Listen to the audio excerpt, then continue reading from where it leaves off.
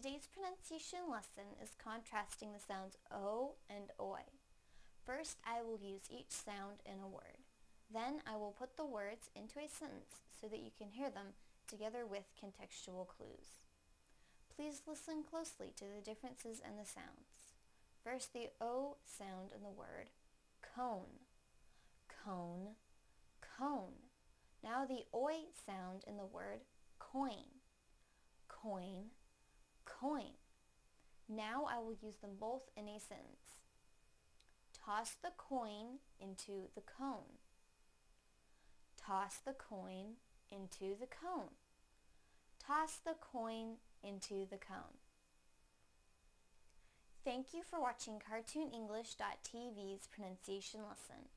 Come visit our website for free lessons, games, and chat.